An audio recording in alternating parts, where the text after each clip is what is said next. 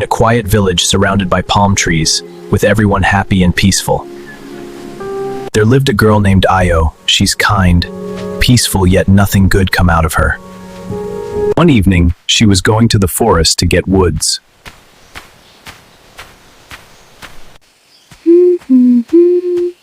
Io, this way.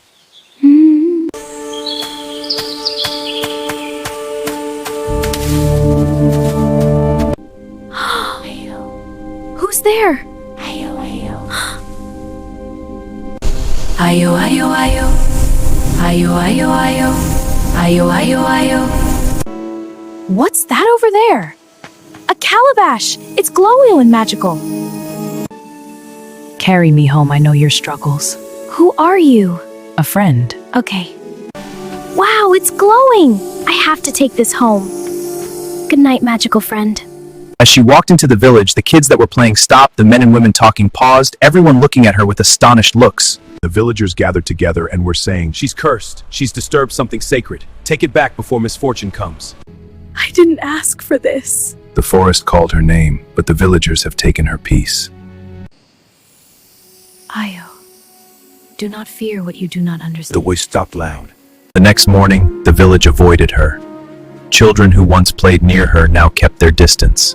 Even her closest friend crossed the road to avoid her shadow. Io realized something, Lonely. and doubt was heavier than both. The calabash was not heavy, loneliness was, and doubt was heavier than both. That evening, she walked back to the forest. She stood at the edge. The trees were quiet, the air was still. If I leave you here, everything will go back to normal.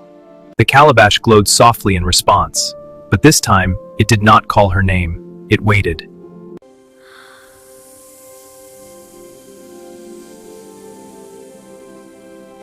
Io closed her eyes, and she remembered. The forest had not forced her. The calabash had not threatened her. It had called her by name. That meant something. Slowly. She turned away from the forest and walked back home. This time, not afraid. As she stepped back into the village, the calabash began to crack, and golden light burst through the lines. Sometimes your burden is your becoming. Lesson so far, not every blessing is welcomed. Growth feels lonely. What chooses you may not be understood by others. Strength is born in rejection. As Io stepped back into the village, the calabash began to crack, not with destruction, but with light. Golden beams escaped through the lines like sunrise breaking through night.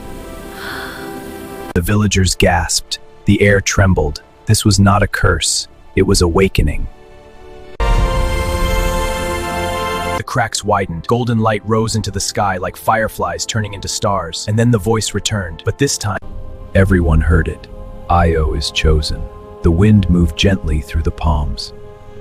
The earth felt still. The forest was no longer calling. It was confirming.